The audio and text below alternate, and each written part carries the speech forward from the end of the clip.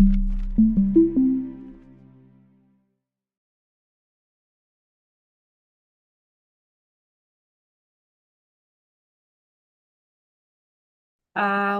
to the MDPI World Sites Cities Day 2025. This is session number 2.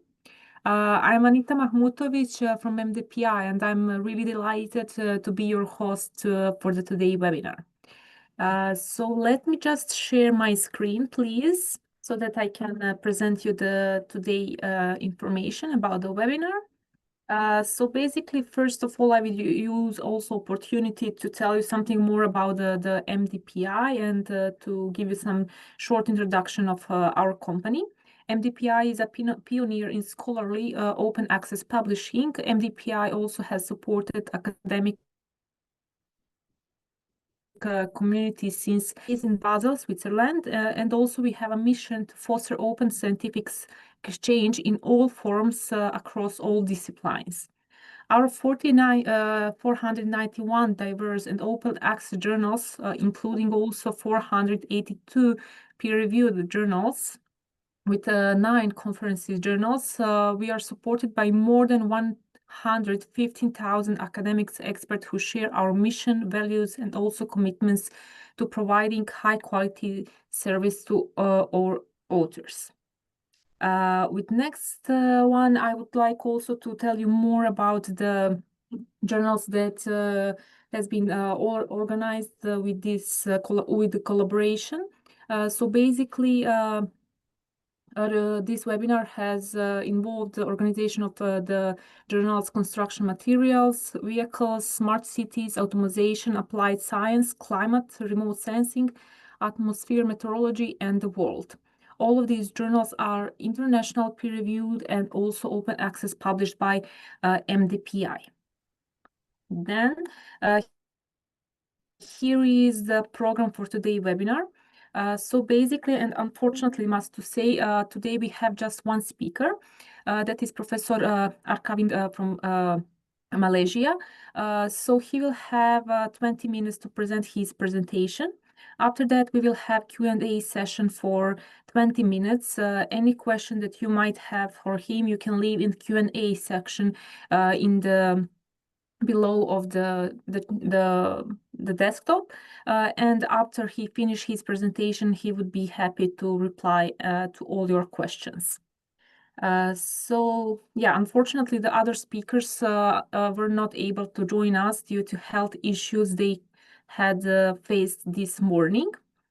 And yeah, there are also some of the relevant special issues for this topic. So basically, I would like also to invite you that you can submit maybe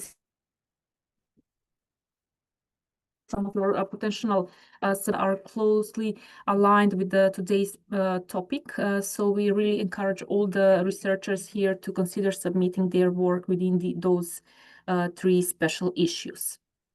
So yeah, here is how it looks, that Q&A chat box where you are welcome to post all of your questions. So yeah, just shortly here to mention the affiliation of our speaker. He is coming from School of Engineering, Taylor University from Malaysia. So Professor Wegenlitem, the floor is yours. Okay, thank you very much. Anita can confirm that you can hear my voice well and good? Okay. Yes, I can see and hear you well. Thank you. Yeah. Okay, thank you very much for MDPI to give an opportunity for us to share of what we do as a practice in Taylor's University. So we call this one as a purpose-led learning. We started this project somewhere in 2022 after the COVID strike. That we started to see that a big transition is happening in the educational domain. So that's where we decided to get away from the conventional way of teaching learning that is happening in the classrooms.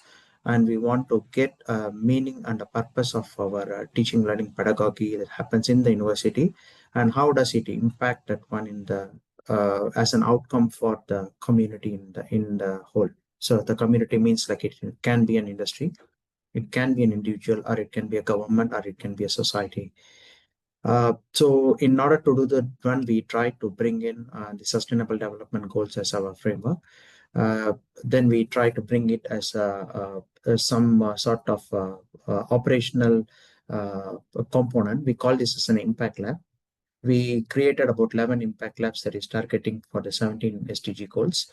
Um, uh, for example, like education for all, that is talking about how education can be able to be given to even to the last person in the world.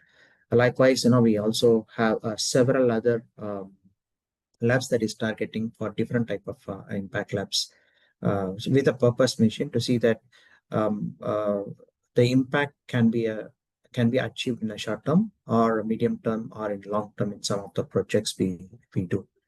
So the model is very simple and easy. Like we try to bring in a triangulation of what impact we want to create and convert that impact into a project.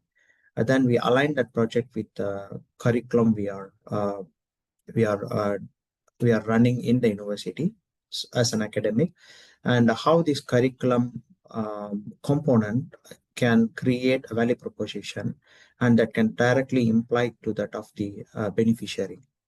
So that's how the Professor model. Lavando? Yeah. I'm sorry to interrupt you. Just, I'm not sure if you're moving your No, slides no, because not yet. you're still the first one. Yeah, not yet. Still in the first one. Yeah, I'm Oh, telling the okay, story. okay. So sorry. Okay, sorry. Please Yeah. continue. Okay. Yeah, so we see this as a purpose-led that can create impact at the output. We call it a purpose-led strategy. We started this journey in 2022, and what we are doing after 2 to 3 years of time period is like we are trying to reap some of the outcomes that can see some tangibles in impacting the society at bigger proportion. And most of our projects are, in a way, it's a successful and it's been recognized both nationally and also internationally. So today's session, I just want to share with you of what practices we did or how we strategize that one in a purpose learning. And I will share with you two projects, one on campus, another is an off campus, how we designed that curriculum, then how we executed the curriculum component as a project, and how does this project impact to the society at large.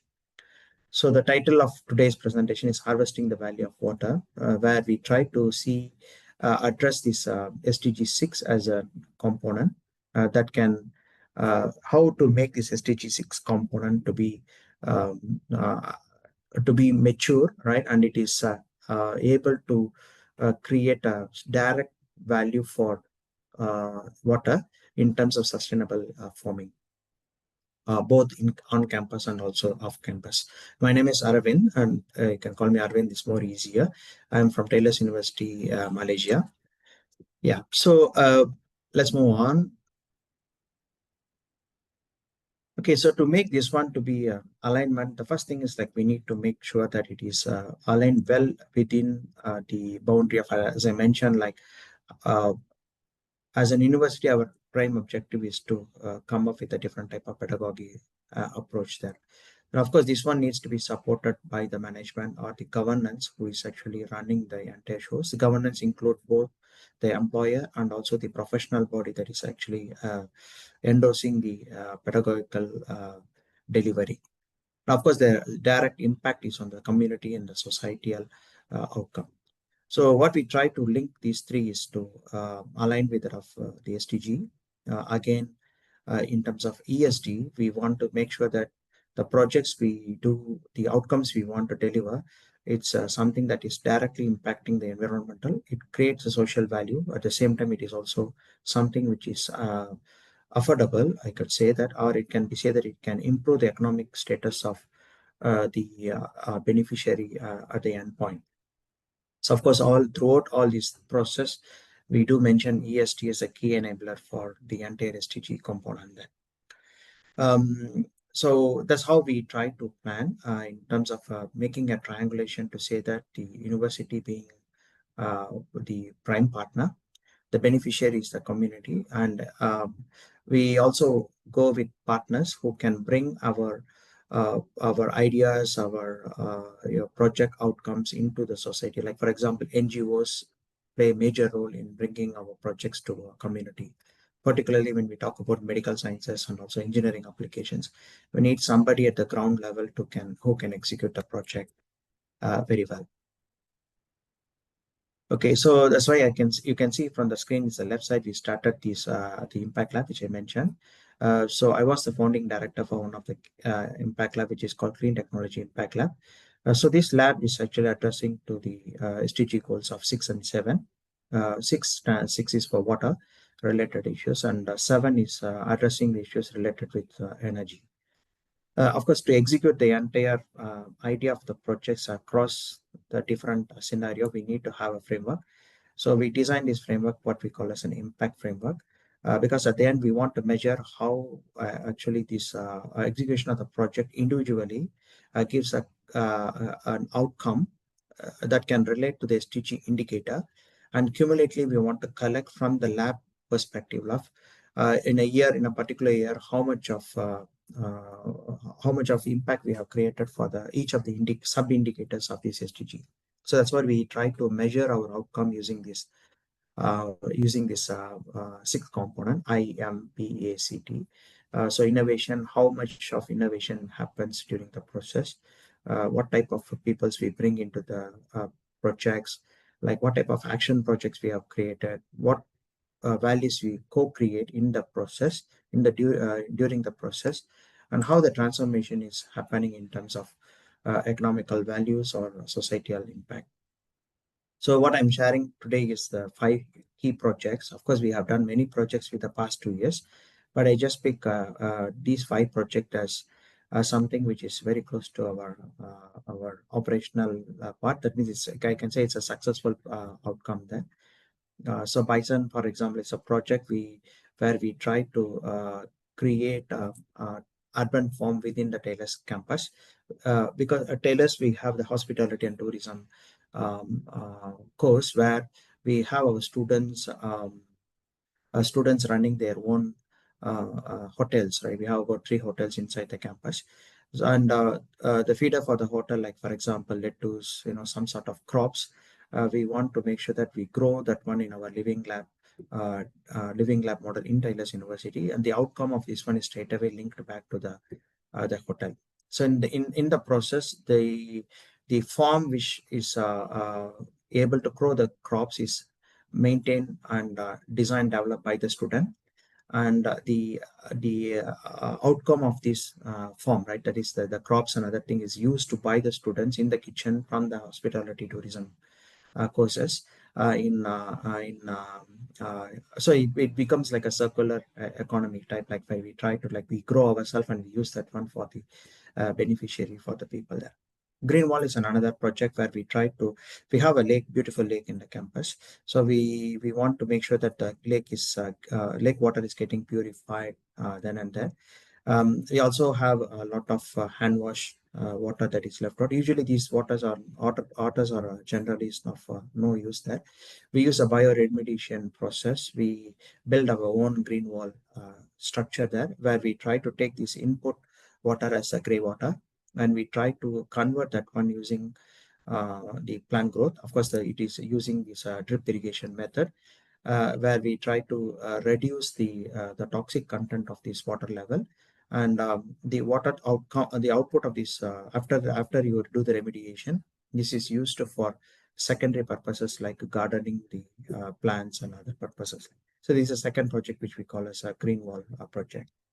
EcoPulse again is a project where we try to bring the ideas and the solutions we develop inside the campus that is addressing the challenges of, for example, how to harvest the rainwater, how to make better filtration systems using the naturally available systems there.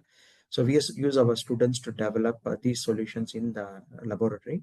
Then we bring this one as a product to the community and ask them to adopt this type of products over there. But it's all we use the approach of fragile innovation concept, where we try to reduce the cost by trying to reuse the material that is of no use from the bigger component. That's what we try to do in EcoPulse part. trapeze is basically to as I mentioned, like we have a kitchen, that tailor's kitchen there. The output of the kitchen is usually having higher coagulant, which is very oily because we use a lot of oils for the cooking there. Of course, we can't discard this oil straight away, so we need to make sure that it is broken into a better value so that it doesn't cause much impact for the environment. So again, we use bio-based materials to split this coagulant into subparticles so that it can be discarded in a more safer way. So Carbon Light is another project where we try to straight away link with the industry, where we try to come up with an energy efficient devices, energy efficient component. For example, we develop an aircon, which is an intelligent type of aircon for that can save larger amount of we reduce about 30% of this energy consumption by the aircon. As you know that aircon is the most biggest culprit, right, in your whole energy transition part here. So we partner with Daikin, for example, is a company that is partnering with us.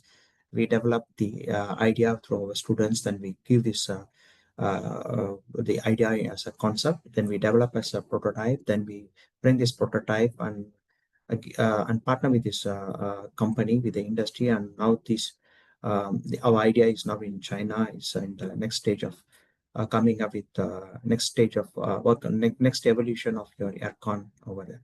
So these are some of the key projects we have done in the past 2 years of period there.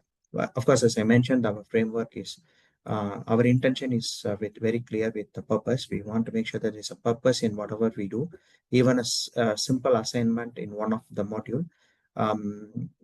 It has an outcome that can create some value proposition for some people at the end point. That's what we try to create a value, because usually what we see during our earlier times, like we offer projects, we offer assignments, we offer many things to do, but at the end it ends up with just like a paper that is ending up with no value.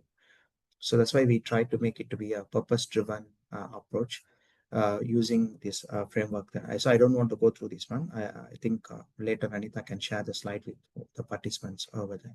So this is the approach we try to do, and we clearly map this one with what type of characteristics we want to have, and who are the people who are involved in the entire process, and what is the impact we want to create. For example, a certain project doesn't mean that it has to have all these 6 components in place. Some projects will have only innovation with some partnership and transformation. Some project may have some sort of application of the project. That means we just bring that idea to apply in the community, which demands a mobilization and a partnership over that.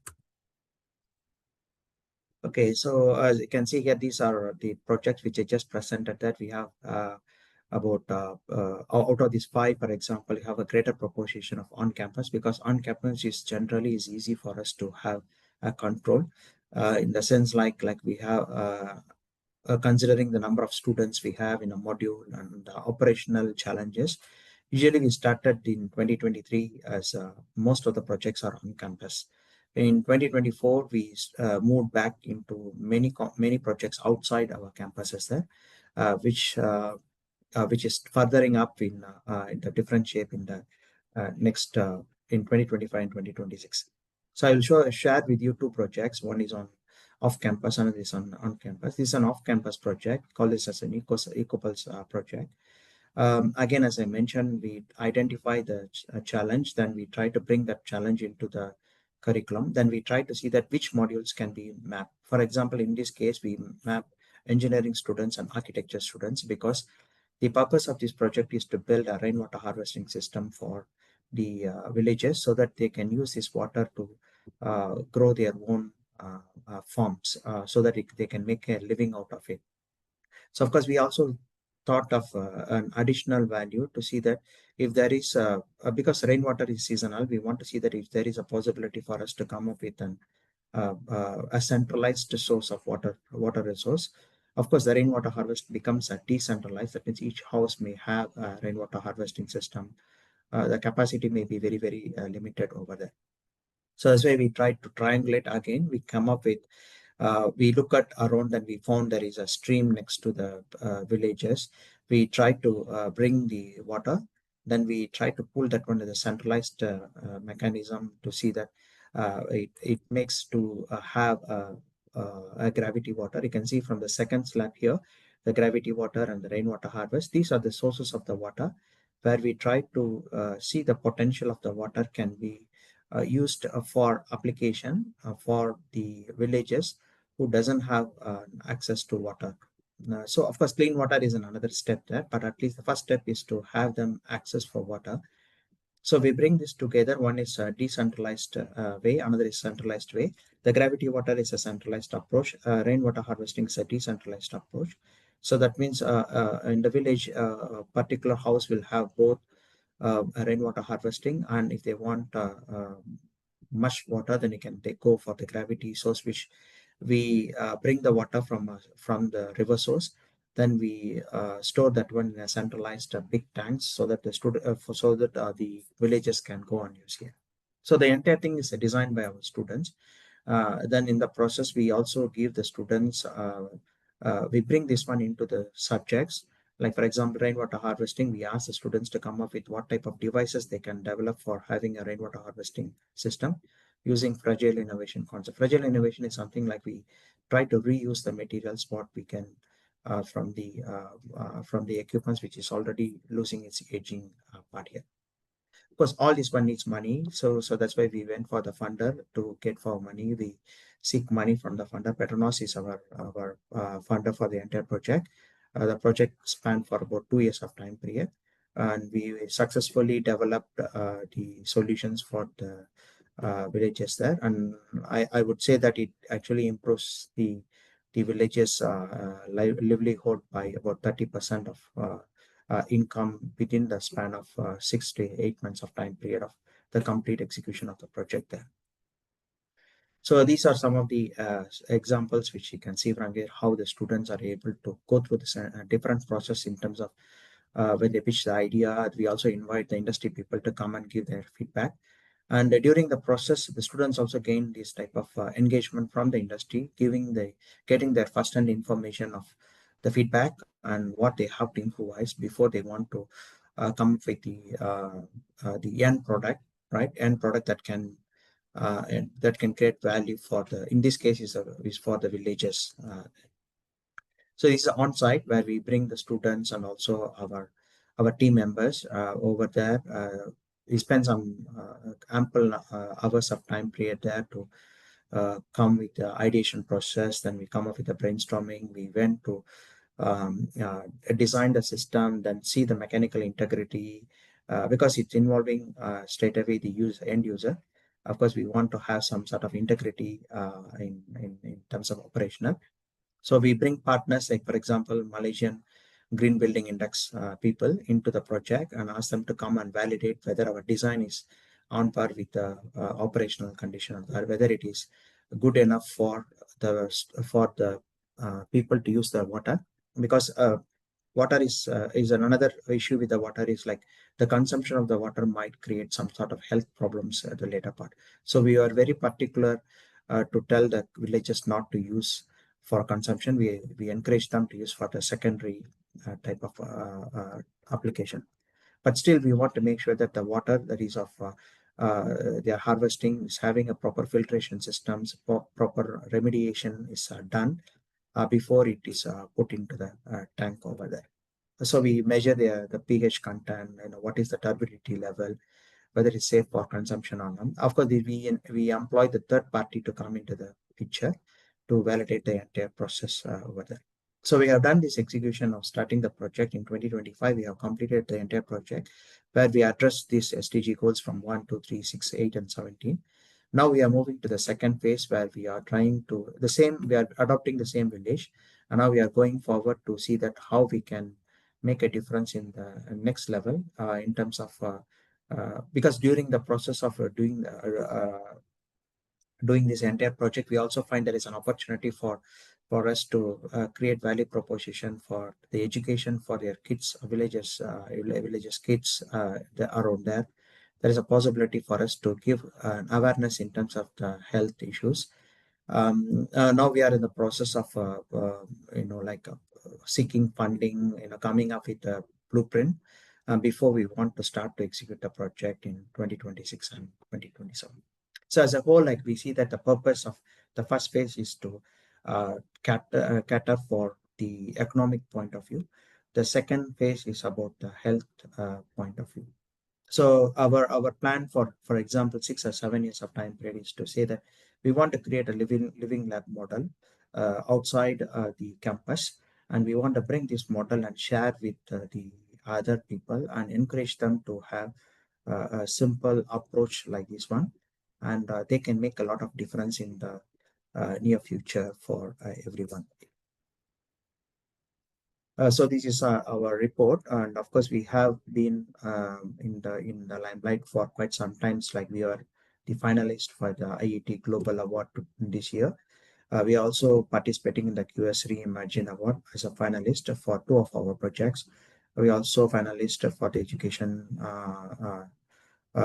innovation in Singapore in November again. So we have about 28 articles in online you can read. We also get some sort of teaching learning award. Okay, the point here is like we try to see the tangible in terms of the outcome is getting, the beneficiary is getting the impact. At the same time, we also want to make sure that whoever is involved in the project is getting some sort of share from their project. For example, as an academic, we need to have publication. So we just go to see that how to convert the entire journey into some sort of like a documentation process that can serve as some sort of a body of knowledge where people can go and refer it and can adopt that one into their in their company. So we also want to make sure that it is also have some sort of a teaching learning impact in the teaching learning community, where we try to share this type of ideas in teaching learning engagements, in the conferences, in the innovation competitions, and share with them like how we try to integrate learning has an impact for the society. Of course, the recognition is another part, but our intention is much towards to have a model that can create value for our fellow peers around the world. Okay, the second project which I want to share with you, I think I have about another 3-4 slides. I'm taking a little bit time is because like the other speakers are not. I am taking their time to. I think Anita don't mind in allowing me. Yeah. Okay, yeah. The second project which I try to share with you is the in-house project where if we call this as a by sun. What we try to do is we have an urban farm that is similar to the greenhouse farm we can see from anywhere around the globe, right? But the biggest challenge for greenhouse type is the investments you make on it on this type of system. And our Stylus University is located in a city premises, so it doesn't create a much opportunity for us to have in terms of the land area. So we don't have a cultivational type of land area there. So what we have is a tarmac type of land where we are not able to harvest the plant of what we wanted to do. So that's why we try to adopt this principle of agri-photovoltaic. It's very common thing which is done by other people around the globe. But what we try to do is instead of using the shading of the solar cells, we try to use a bifacial solar cell. The bifacial solar cell in the sense like it will take, of course, it's similar to that of any solar cell. It will generate electricity from the top surface of the solar cell, but at the bottom surface, it's still a translucent, I can say, where it is allowing a certain percentage of light that can go inside this solar panel. So at the bottom, we grow the plants, which of that type of temperature that can handle. So what we try to do is we try to move away from the controlled way of controlled environment ground plant into an uncontrolled plant growth, so that you can reduce the cost involved in developing a greenhouse model and recreate whatever the outcomes what you can get through a greenhouse approach using this bifacial system here. Of course, everybody know that when you put a panel, it's like occupying the space, and space is money. So we try to see that how to optimize the space. At the same time, we don't want to compromise it. So this model will generate electricity using the conventional solar. Then we use that energy to run the plant. Plus at the top, on top, it is also able to harvest the plant, harvest the, like for example, in this case, pak choy. Pak choy is the one what you're seeing in this picture there. So which is grown within 3 months of time period. which actually serves as an feeder for our tailor's kitchen, where our students again use this type of pak chai for serving as a salad, in the salad for the people who are in the. So, of course, the important part in this type of plant growth is the mortality rate, right? How much of plant can survive against this extreme weather?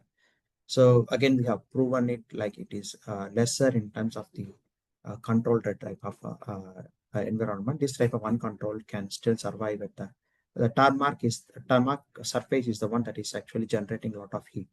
So if a plant can survive in this type of tarmac, then it can survive in even the cement and other type of surfaces over there. So now we are in the process of, we have done this one a couple of times. We harvested, then we sold each packet, for example, is about 4 ringgit. I'm not sure how much to convert, but in other currency, but it's about 4 ringgit. So which is we have done for 3 or 4 times already. Now we are in the process of trying out with a different type of crops. That means the crops that is more expensive, that is grown in a controlled environment. Hopefully we'll be successful at some point.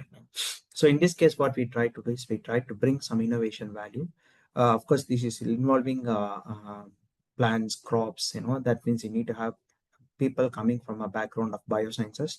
We also bring people from business because it needs to, commercialize it, have a commercialized edge there.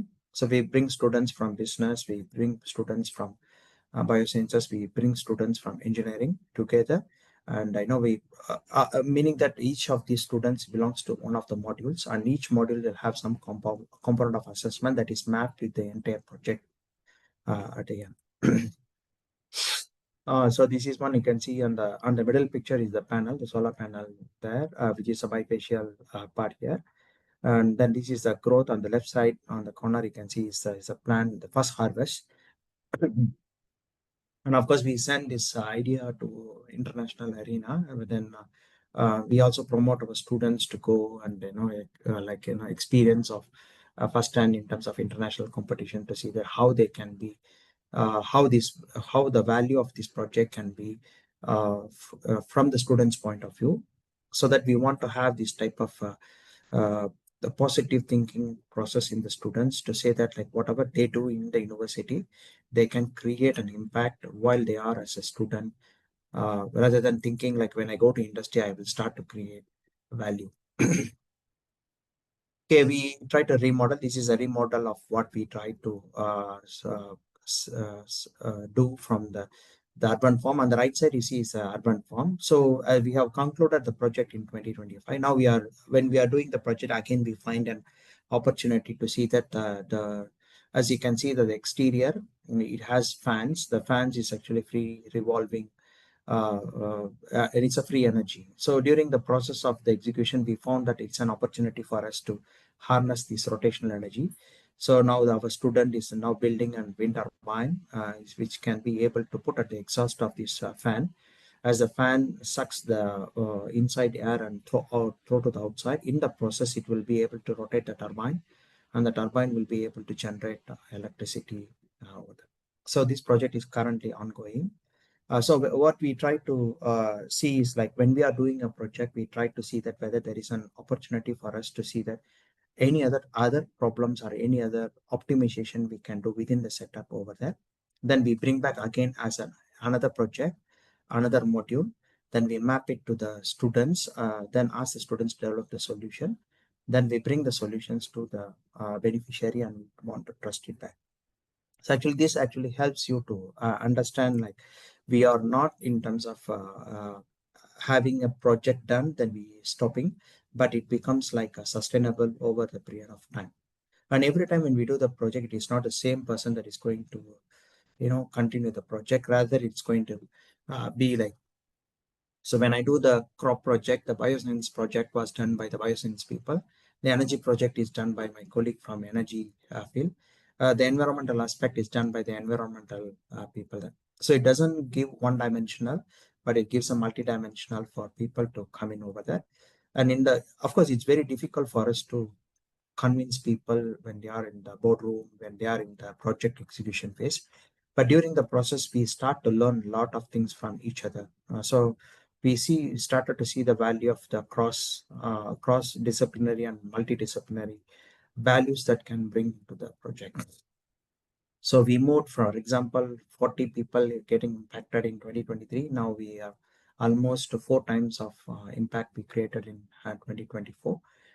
So in terms of the other aspects, also we are moving forward in very well. I believe, like, it is also an opportunity to see, like, in 6 or 7 years of time period, when you try to accumulate all these projects together, and it can become a documentation for the entire university, and it can become a model for uh, for people to see that how the SDG can be manifested. Because as of today, we have SDG goals, but the measuring component and the tangible outcomes, how it is going to be mapped and measured is always based on how you perceive. There is indicators, but the indicators is not very it's very subjective. So that's why we try to create this model over the period of time. At the end, for example, 5 years or 6 years of time, we want to come up with each project is contributing how much of SDG impact, and at the end we want to measure like how much of beneficiary is getting from here. More than this type of academic and the business values around there, it's always beautiful to see that the smiles when we see the villages the first time they are seeing the water. So that actually makes people's to like to have a feeling that you have lived to the purpose of what we are. Thank you very much for the opportunity for MDPI. I'm looking forward to answer any questions if you have. Thank you very much. Thank you, Professor Aravind. Thank you so much for your insightful presentation. And also thank you everyone who in the audience who also participated in this webinar. Let me check Q&A box if we have any question. No. I will once more time invite attendees. If you have any question, please feel free to share in Q&A box so that Professor Aravind can help and reply to your questions if you might have any. So let's wait like approximately 1 minute maybe in case that someone wants to share something with us. Seems like no. Seems like no. So thank you, Professor Aravind, again. On behalf of MDPI and also of the organizing journals of this webinar, I would like to thank you again once more time for joining us and also for celebrating this World Cities Day 2025. I wish you all a wonderful day and wonderful weekend ahead of us, and we look forward to seeing you again in some of next of our webinars. If you have any questions, you may feel free also to contact us on our email addresses of our journals. And thank you so much again. Wish you a nice day.